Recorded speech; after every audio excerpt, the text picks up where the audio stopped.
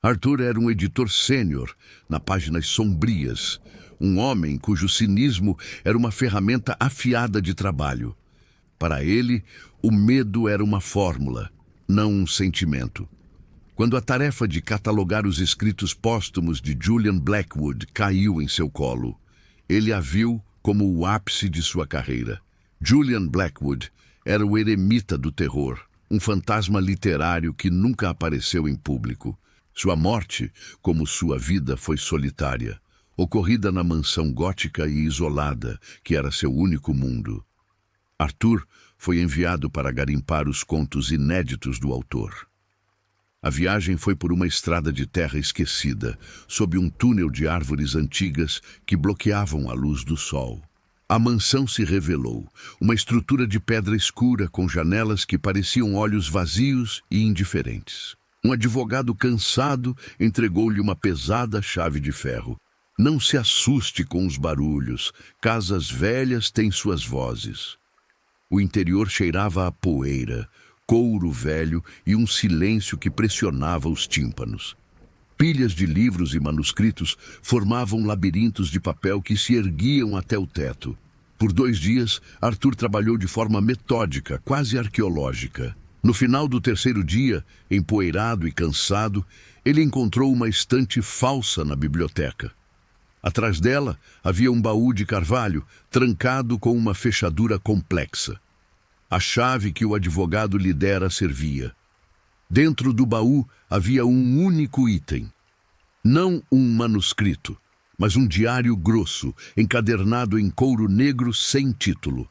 As páginas estavam amareladas, repletas da caligrafia fina e febril do autor. A curiosidade de editor venceu seu profissionalismo. Naquela noite, sob a luz solitária de um abajur, Arthur abriu o diário. As primeiras páginas continham reflexões sobre a natureza do medo. Então, o tom mudou. Blackwood escreveu sobre ontologia semântica, a teoria de que, com as palavras certas, a realidade poderia ser não apenas descrita, mas reescrita. Arthur sorriu, apreciando a arrogância poética da ideia. Ele chegou à descrição do primeiro experimento, a entidade anátema. O diário detalhava um ritual de escrita com uma tinta especial, feita de cinzas de livros censurados. Blackwood escreveu: "Eu o chamei de o homem do sótão, no conto. Desde então, ouço passos acima de mim. Não tenho sótão nesta casa." Um calafrio percorreu a espinha de Arthur, mas ele o ignorou como sendo apenas o poder da sugestão. De repente, ele ouviu um som distinto vindo do andar de cima. Não era um estalo, era um arrastar lento e pesado. Arthur congelou antes de se forçar a voltar ao diário com as mãos trêmulas. O diário se tornou um bestiário. Detalhava a estática faminta, uma presença que se manifestava através de aparelhos eletrônicos desligados. Nesse momento, seu celular mudo na mesa emitiu um chiado agudo e prolongado. A tela piscou, exibindo uma colagem de rostos distorcidos antes de morrer. Ele pegou o aparelho. Estava gelado e a bateria, antes cheia, estava completamente zerada. O medo começou a se infiltrar de verdade por baixo de seu cinismo. Ele continuou a ler, agora sobre a Dama do Reflexo, uma criatura que vivia do outro lado dos espelhos. Arthur ergueu os olhos para o espelho ornamentado e manchado que pairava sobre a lareira. Ele inclinou a cabeça para o lado. Por um instante de terror absoluto, seu reflexo permaneceu imóvel, olhando diretamente para ele. O reflexo então imitou seu movimento com um atraso nauseante.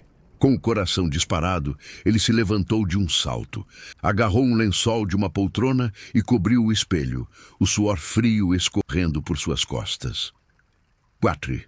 Ele precisava ir embora. Agora. Enquanto juntava suas coisas, seus olhos caíram sobre um recorte de jornal amarelado entre as páginas. A notícia antiga falava de vítimas encontradas em estado catatônico, sussurrando uma sequência de palavras. Arthur sentiu o sangue gelar Era o mantra exato do diário para invocar a primeira entidade. Não era ficção. Nada daquilo era ficção. Julian Blackwood não era um autor, era um feiticeiro. O diário era um grimório. O pânico deu lugar a um horror paralisante, mas a compulsão de saber o final o manteve na cadeira.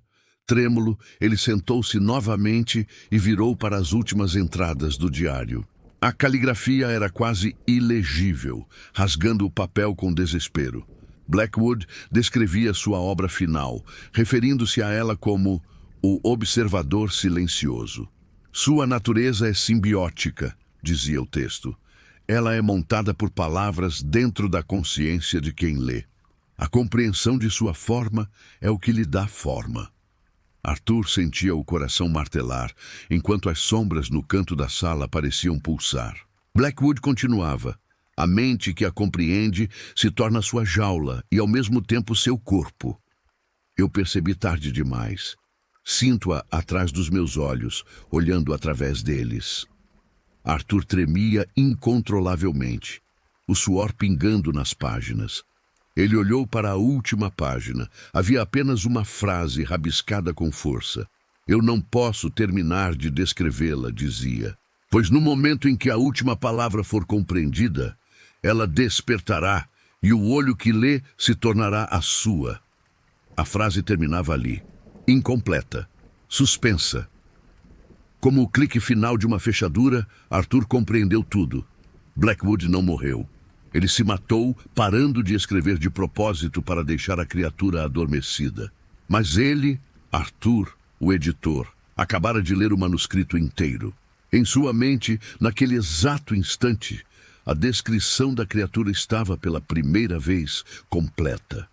O abajur na mesa piscou 1, 2 vezes e se apagou.